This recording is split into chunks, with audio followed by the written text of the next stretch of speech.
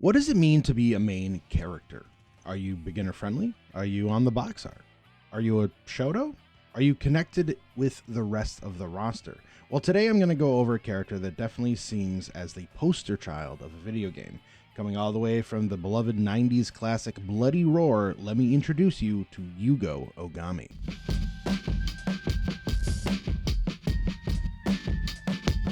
Bloody Roar is a 3D fighting game series that was released in 1997 to 2003. It was created by Hudson Soft and developed together with Aiding. The series was absorbed by Konami in 2012 and still has the rights to it, which they have for the most part entirely forgotten about. They've done some copyright stuff with Bloody Roar, but unfortunately that's really it. So if you have the opportunity, please make sure you do the hashtag #BringBackBloodyRoar on your next message to get some love out there for the series. But anyway, let's get back to Yugo. Yugo is seen as the protagonist and the poster child of the series. At his inception in the series of Bloody Roar 1, Yugo was 17 years old, male, and lived in Japan. Along with the rest of the cast of Bloody Roar, Yugo is a zoanthrope, which is kind of similar to being a werewolf or other were-animal. A zoanthrope allows you to turn into a beast, but you have control over this form, granting you enhanced strength and abilities depending on your animal form. Though it's never exactly said in the lore, I think it's safe to believe he is based off the Japanese gray wolf, which could have been the Honshu or Hokkaido wolf, an extinct breed of wolf that inhabited Northeast Asia and some of its islands. And that would be the Shikoku, Kyushu, and Honshu islands in the Japanese archipelago. Yugo's first name has multiple meanings depending on how they are written, from gentleness, masculine, calm, and courage. Also, if we go and find the Japanese game manual for Bloody Roar 1, Yugo is written kind of uncommonly, which also can mean boy hero or leader child. It can also read as Yuji, which actually means a lot, but we'll get into that in a little bit. But his surname or last name, Ogami, is a little more important, meaning adore, pray to, worship, great god, or supreme deity. But if you look at the name and change it just phonetically just a bit, it sounds just like Okami. Now, if this sounds familiar, it's probably because you know this game, which is a phenomenal game. Highly recommend you go play it, but this is a Bloody Roar video, so let's get back into this. I have to give them credit on how clever this name was and how it suits Yugo so well and adds to his personality. I don't speak Japanese a lick, and I had to go find a lot of people to help me with the research of this, so shout out to them. But I like to give credit to where credit's due, and this is sneakily on the nose, and I love how much respect was put into the character. Yugo's Bloody Roar 1 design is actually quite simple. Shirt, vest jacket, short, knee pads, matching colored gloves, and high top sneakers. To be honest, kinda basic. But he does have his scar, which is a scar on his face in the shape of an X, which has absolutely never, ever been explained. For his beast form, he obviously gets way buffer, and he loses his gloves and his vest. I'd like to say I think they did a wonderful job transferring his clothes over to the polygons. I mean, there's only so much they could have done those days, and I think they did the best they could. He had 2 palette swaps available to him at the time for him and his beast form, which I legit did not know about until I started making this video. Yugo's English voice actor for Bloody Roar 1 was David Babbage, who was actually a renowned actor and voiceover director, while his Japanese voice actor, Nobutoshi Kana, is best known for the voice of Knuckles the Echidna from Sonic the Hedgehog, Guts from Berserk, Anji from Guilty Gear, and Kabuto Yokashi from Naruto. Yugo's story in Bloody Roar 1 was pretty simple. Also keep in mind Bloody Roar doesn't have multiple games to flesh out the lore, so some of this might be assumptions and or educated guesses for the best of the knowledge of myself and the rest of the Bloody Roar community. Yugo starts off investigating the mystery of his father's disappearance, Yugo Ogami, a former mercenary who is said to have died in combat in a South American country. Yugo finds out there's something going on with the multinational Tai-Lun Corporation and decides to pursue them to look more into it. He's also trying to find Gato, who's suspected to be the sole survivor of his father's former mercenary unit. Along the way, he bumps into Greg the gorilla, who tries to convince Yugo to be his star attraction at his circus. Yugo declines kinda harshly and accidentally convinces Greg to do it himself.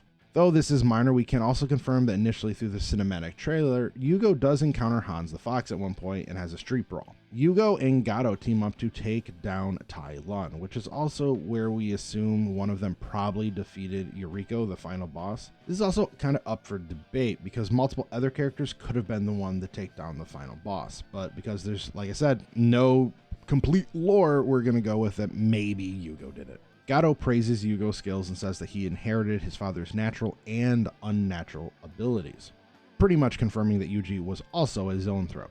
The two find an experimentation lab where they find mind-controlled beast soldiers that Tai-Lun was creating. This is when Yugo finds out that his father actually died and Gato wasn't able to save him.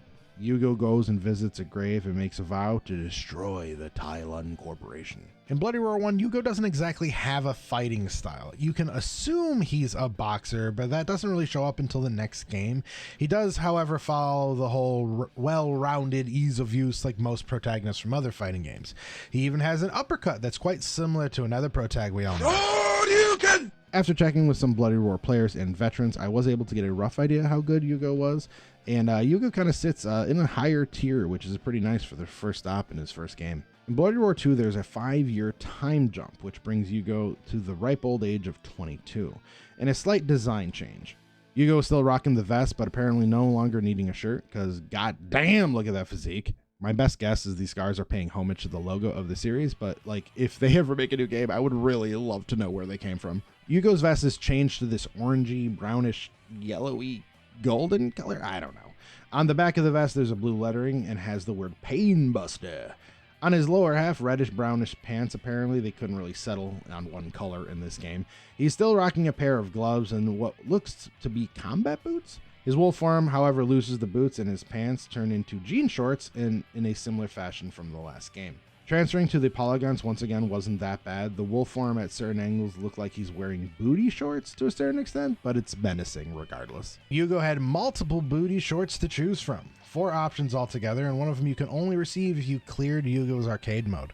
David Babbage continued the role of Yugo's English voice actor in this iteration. However, that's not the only English voice actor from this game. Something magical happened in 2020. During the 2020 pandemic, spearheaded by Casey Mangelo and Kira Buckland, they did a full English redub of Bloody Roar 2, which gave Yugo a new voice actor 22 years later.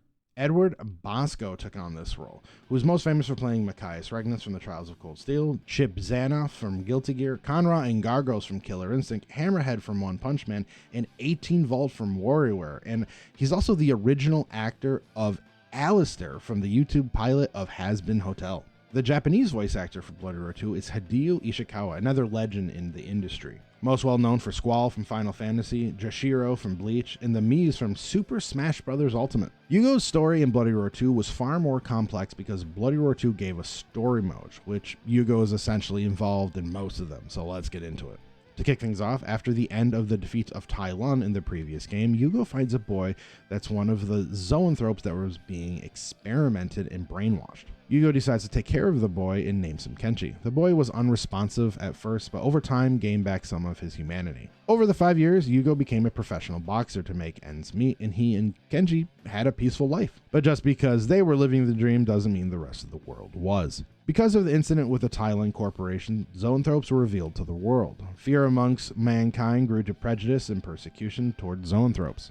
Because of this, the ZLF, the Zoanthrope Liberation Front, was created, an underground organization claiming to fight for zoanthrope rights. Unfortunately, that's not what they were at all. They were actually a terrorist organization that was striving for zoanthrope superiority and global rule, willing to attack human and fellow zoanthropes that refused to get in line. Well, the peace for Yugo and Kenji would not last forever. Yugo was seemingly jumped by the ZLF and kidnapped Kenji.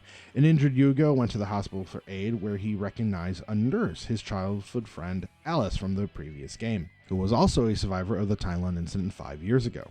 After he was recognized, he rushed away to make sure she didn't get involved or be put in danger.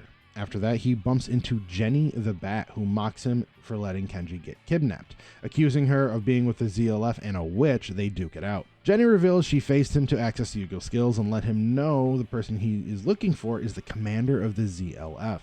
Before Jenny parts way with him, she tells Yugo to find the hunter tracker Sheena. Yugo does so, and Sheena immediately accuses him of being with the ZLF, and they duke it out. Yugo explains he's looking for Busuzima, and Sheena claims she's only interested in the Alpha or the head of the ZLF.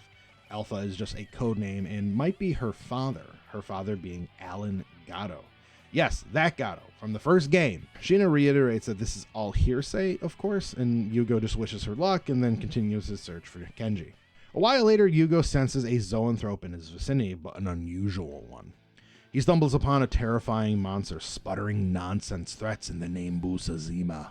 After duking it out, Yugo interrogates the beast about Busuzima. The creature is Stun the Insect, and he says Busuzima has performed horrendous experiments on live zoanthropes, and sadly, he helped out with them. He decides to redeem himself and helps Yugo by telling the location of Busuzima. On his path after Busuzima, Yugo bumps into Kenji. Kenji says little to nothing and attacks. After duking it out, Yugo cries to Kenji in concern. As he watches, his adoptive little brother simply runs away. Yugo finally finds the hideout where Busuzima is hiding and finally confronts him. Busuzima summons his bodyguard Bakuryu, but it's not the Bakuryu from Bloody Roar 1. It's actually Kenji. Busuzima explains in a cliche villainous monologue that Kenji was brainwashed after all those years ago to become his next Bakuryu, the master of the Kato school of art of ninja, to put simply, an assassin. Yugo, devastated once again, has to duke it out with his adoptive little brother. After the battle, Kenji remembers Yugo, being snapped out of some of the brainwashing. Yugo puts his sights on Busuzima, who proclaims he has another ready to fight him. Enters a man that Yugo believes to be Long the Tiger. After some more cliche villainous claims, he is Shen Long, the warrior for the cause of the zoanthrope justice. Yugo and this new Long duke it out, and after defeating him, Busuzima is furious for destroying one of his creations. Busuzima finally takes things in his own hands and dukes it out with Yugo, losing in the process. After this battle, Yugo and Kenji finally have a chat, and they talk about Kenji's past deeds as Bakuryu. Yugo explains that that was his past life, and it's time for him to live his life now. As they are leaving, they bump into Gato, who is happy to see Yugo solve the problem before Gato could even get there. Gato tells Yugo because of the ZLF, the world is a rocky place and will need a leader, a true leader. Yugo immediately refuses, and Gato says he can prepare the next generation, but he can't do it himself because he's too old. Gato forces Yugo into a fight, and the two duke it out. Yugo, furious with the battle, he screams at Gato to explain himself.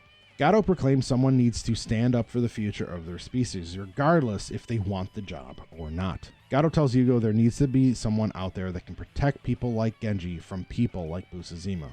Gato believes Yugo is more than qualified, and Yugo reluctantly agrees, but is reassured by Kenji that if he can save him, he can save anyone. Shortly after the ZLF collapse, Yugo took on the position of the leader of the World of Coexistence, an organization to bring peace and coexistence amongst everyone in the world. Yugo's playstyle did improve on the whole boxer thing, which makes a little sense since he actually played a boxer in the game. And when it comes to playability, Yugo once again is one of the better characters. There are some absolutely bonker videos online that I highly recommend you go check out if you like Bloody Roar.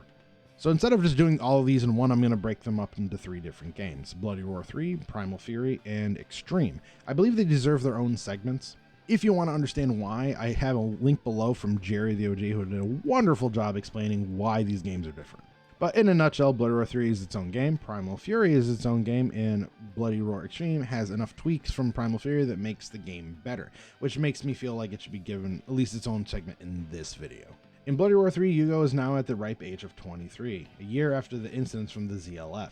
His design has gone through some pretty decent overhaul, still rocking a vest as per usual, and he takes a very heavy biker-inspired look. Red undershirt, leather vest, leather gauntlet-like gloves, blue jeans, and some wild-looking shoes. Are these boots? Are these sneakers? Who knows? His beast form pretty much only loses the wild shoes, and the pants get rolled up a bit. Bloody Roar 3 was also when they started putting way more effort into the character models.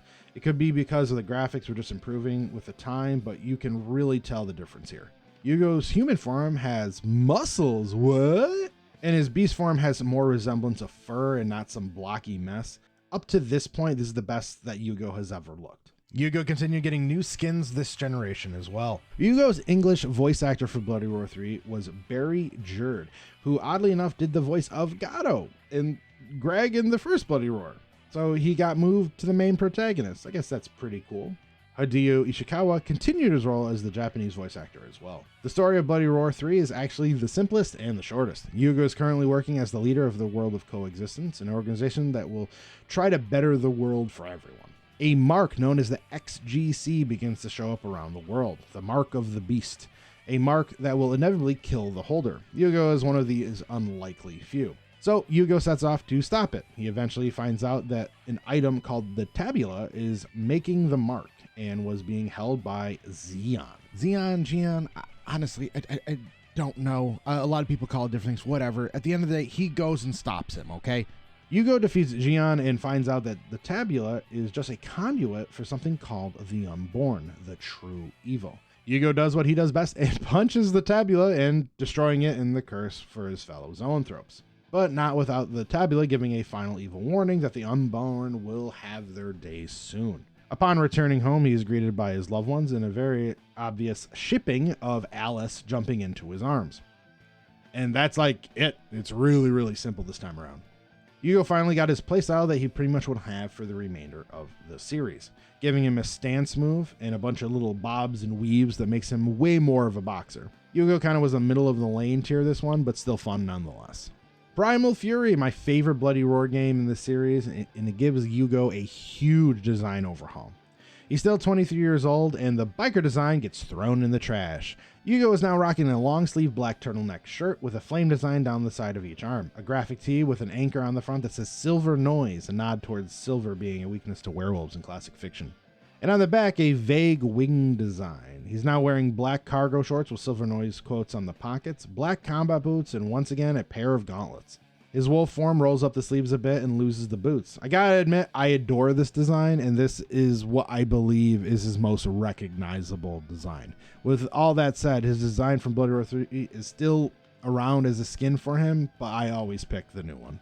Yugo's voice actor for Primal Fury was Michael Goh, who's best known for the voice of Deckard Cain from Diablo, Gopher from Winnie the Pooh, and Trek when Michael Myers wasn't available. I also want to add he voiced another anthropomorphic wolf in the Big Bad Wolf from Shrek Super Slam, being what I believe the only voice actor to voice two different were-like creatures in two different fighting games. Kinda neat. Mr. Go joined Hideo Ishikawa as they both continued voicing Yugo in Primal Fury and Extreme. So, the lore of Primal Fury.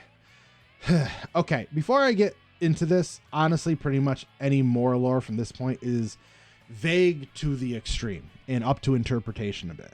The translations are not ideal as these were done 20 years ago, and translation engines and tools were not what they are now, but at loss, let's get into this. Essentially, a nation of zoanthropes was formed, and they are throwing a fighting tournament. Yeah, cliche, but awesome. And they preemptively have thugs attack Yugo to test his skills as a fighter as they've heard of him. Obviously, Yugo mops the floor with them, and an unknown representative approves and approaches him to ask to join said tournament. But Yugo makes out what's going on his own and decides to accept the invitation to learn more about the tournament, new nation, and everything insidious inside. So apparently, experiments on zoanthropes have been going on behind the scenes the entire time, and the tournament was put on to avoid people from finding out about them. King Orion of this kingdom of zoanthropes approved of this and also was experimenting on his son Kronos. Yugo eventually finds all of this out and leads to fight Kronos, which these experiments have not been kind to Kronos. Yugo manages to win the fight before Gato shows up and literally takes it down with military force.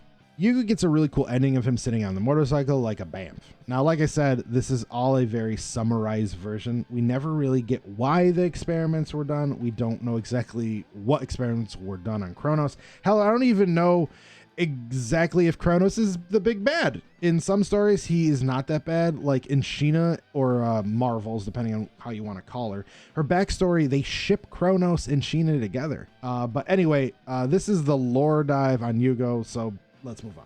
Now, Primal Fury doesn't have a ton of competitive play, mostly because Bloody Roar Extreme is played over it.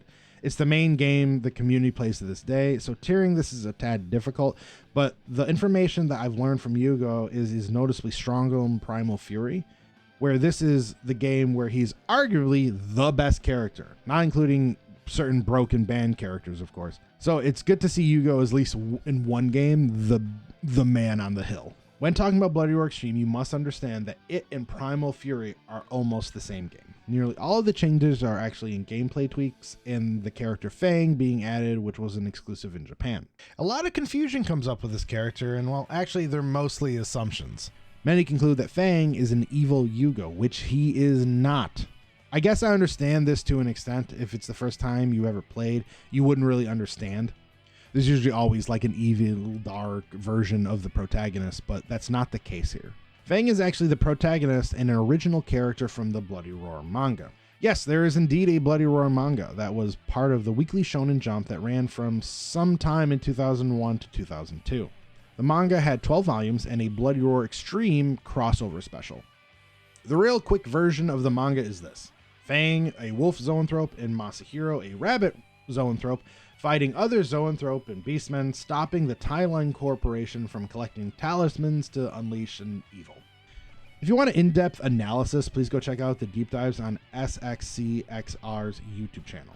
He's currently translating the entire series to English, and he also is a massive member of the Bloody Roar community in a total GOAT status. Go give him some love, the links are below. So Fang and Masahiro has some similarities to Yugo and Alice, but they are indeed original characters from the manga. So saying he is an evil Yugo is wrong, but like I said, I get why people think so.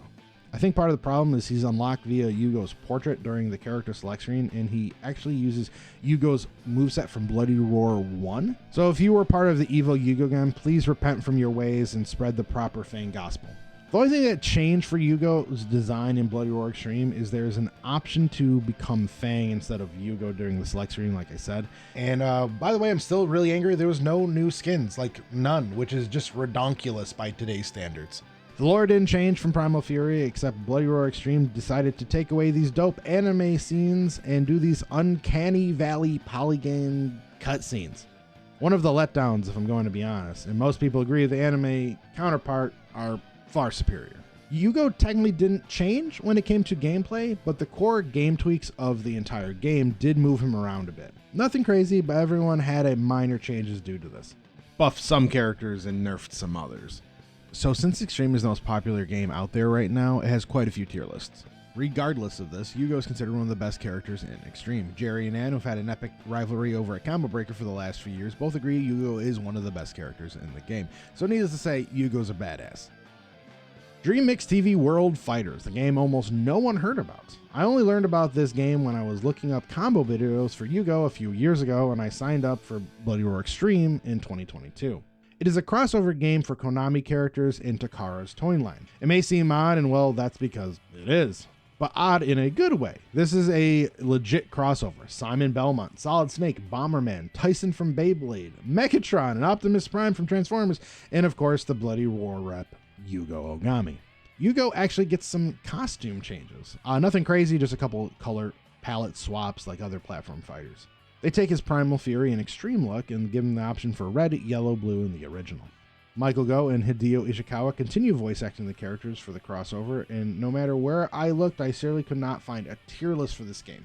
Yugo is always mentioned as a solid character, but if there are any Dream Mix TV World Fighters out there, please hit me up. Your game looks wild, and I'd love to hear what your community has to say. And finally, we will get to Bloody Roar 4, the ugly stepchild of the series. I don't really want to completely bash on this game. Okay, maybe I want to bash on this game a little, but I'll try to stick to Yugo's story, but I do want to bash a little bit. The first thing I want to mention is the translation issues. It is very much a nightmare, and the voice acting is hilariously bad. It is generally difficult to put things together due to the English dub. It's like as rough as it can be, but we will try our best. Yugo is now 24 and has the drip of the last two games, unfortunately, even more reason why Bloody Roar 4 is a bummer. It is roughly a year after the XGC event, and earthquakes and violence are everywhere. Yugo takes it upon himself to figure out what is going on. While this is going on, he hears the rumors of the Black Shadow, who he believes is someone named Nagi, someone he recalls from the XGC event. While investigating, he bumps into Raji, the only cool thing to come out of Bloody Roar 4, and they duke it out. This is where he finds out Raji is the Black Shadow. He sets off looking for Nagi, and he feels this crazy presence and dukes it out with her. It's not shown, but he either lets her go or she escapes, which leads back to Xian. Realizing this has something to do with the Unborn, he dukes it out with him, which he also either escapes or lets him go. Yugo finally meets Ryoho and Mana. Meeting them essentially leads to Ryoho actually becoming a dragon, not a zoanthrope, a dragon, like a dragon, breathing fire. Well, after defeating the CR-16 beast, Mana explains that the dragon is the defense against the Unborn, and it keeps it at bay. Nagi is the copy of the Unborn's power, but got some of the spirit of the Unborn as well. Then there's some playful banter with Yugo about him fighting the dragon again, Mana scolds him, and then Ryoho wakes up. That's it. When I finally redid this playthrough of this game, I had to beat the arcade mode like 3 times, and I found out that someone else defeated the Unborn, which is fine, but Yugo didn't really do anything in this game because we don't have any actual confirmations because this is a 20-year-old game. The translations are bad, even worse voice acting localization. We don't even know if Yugo was the one that defeated the dragon. I know this is the case with other bosses in the series, but we can at least speculate. In this game, realistically, Yugo is a side character, which is fine. It's pretty clear they were putting a lot of effort into like pushing Nagi as a main character or a possible protag, but the whole game feels empty. We get an awfully awkward scene in Nagi's ending where Yugo hits her to save her, I think, and she's like, "Yugo, did you hit me?" Was this like their way of passing the protagonist torch? Because if it was awful. Yugo's English voice actor was Rob Narita, a seasoned actor which is known for P.S. I Love You, Favorite Son, and Grey's Anatomy. His Japanese voice actor, Akamitsu Takase, who has portrayed Mysterio in Spider-Man, Krei in Full Metal Alchemist, Kaiza in Naruto, and the Black Adam in the Injustice series. Yugo in the final game appearance fell somewhere in the middle of the pack. However, because of the poor reception of Bloody Roar 4, the meta truly never was explored, so it's whatever. Yugo has two supers throughout the series. His first is a Spiral Fang, which he has had since Bloody Roar 2. An uppercut which leads him to a barrage of attacks, and upwards then the spirals down in the jaws of the Yugo's wolf form. And his second is King of Breaker, which he's had since Bloody Roar 3, which is a barrage of fiery punches which leads to an uppercut. Also, fun fact, King of Breaker sucks. Don't ever use it. It's literally an awful move. Yugo's had a couple theme songs for this series as well, Bad Moon Rising and No One Can Stop Me, which have been looping the entire time of this video. Yugo has a few obvious standout relationships. Kenji is an obvious one. He's a little brother or like adopted son. Gato being a father or mentor, and it is heavily implied that Alice is a love interest for him, which would in turn mean that Uriko and Mitsuku are like familiar with him as well. So at the time of making this video, there's no new Bloody Roar on the horizon, nor is it beyond the horizon. Konami has locked it away in a vault and unfortunately probably will be staying there, which is depressing. This area has a cult following and is one of those games that if a person remembers it, they only speak it in praise. The series holds a strong nostalgia out there, and I feel many fans would jump at the opportunity to play it again. But Konami is all about the money, and there's no way we're going to see a Bloody Roar before a new Castlevania or a new Metal Gear. But I can hope, right? So while I have the hopium at an all-time high, here's what I would like to see if Bloody Roar did get a new game from Yugo's perspective for lore. My imaginary game here is centered around a new sector of zoanthropes that have given in to their beast side, considering their human side's weak, making them even stronger in beast form but far more fragile in their human form. Yugo takes charge, creating a task force to stop this new revolution, with some new and familiar faces. Word gets out that a white wolf zoanthrope is terrorizing Europe, a little nod to the Werewolf in London movie, and could be in cahoots with this new sector. On his investigation, he finds out Busuzima is supplying these radical zoanthropes with a new drug to give them new strength. After defeating him, he finds out the location of the white wolf to confront him. An amazing turn of events, he finds out that Yugo Ogami is alive, and Yugo must stop his father. After knocking some sense in his dear old dad, Yuji confirms that something bad is happening in South America. At the end of the game, you see a mansion hidden away in a lush jungle, a man sitting in a chair, and it pans around to reveal Kronos is back and plotting his next move. And that would be a lead into another game if we get a first one. Obviously, this is a fan fiction hope edition, but nonetheless, I would buy this in a heartbeat. Bloody Roar and Yugo have a very deep place in my heart. This may sound corny, but my favorite animal is indeed a wolf, so it was a very easy decision for me to pick him up when I saw him. I didn't think picking a main when I was 13 would have a lifelong decision, but I'm happy with the choice nonetheless. I used to go to this card shop on weekends where I would trade, play, buy Pokemon and Yu-Gi-Oh cards. It's been closed for like a decade at this point, but when it was there, they would have a bunch of GameCubes playable. Soul Calibur 2, Super Smash Bros. Melee, X-Men Next Dimension, and Primal Fury were some of the games that were there. Playing Bloody Roar there was like the first time I ever felt like a champ. My Yugo was untouchable. It was more because of the point that no one really understood how to block a low yet, but nonetheless, it felt great. Yugo gave me confidence, something I was definitely struggling with at that point in my life. And I'm not going to say that playing a character for 20 years brought me to gargantuan levels of confidence, but knowing that I stuck with something that long definitely helps a bunch. My Yugo is nowhere near what you'll see at major tournaments, but as long as I have a controller in my hand, I will be repping Yugo all the way. Well, that's it. That's my deep dive on Yugo Ogami from the Bloody Roar series. I've actually been working on this script for like a little under 2 years, no lie. The Bloody Roar community likes to have everything accurate, so I have been slowly cross-checking all my information and bothering many community members to get the right info. If you could, please give this video a like, subscribe, and check out all the great community members and people that have helped me create this video in the links below. Also, if you like this video, please let me know which Bloody Roar character you want me to do next. Maybe I can get it done in 1 year instead of 2. I'm kind of leaning towards one of these 3, but I'm willing to change my mind. And that's it. I'm Phil. Thanks for checking out the video, and of course, I'll catch you guys soon.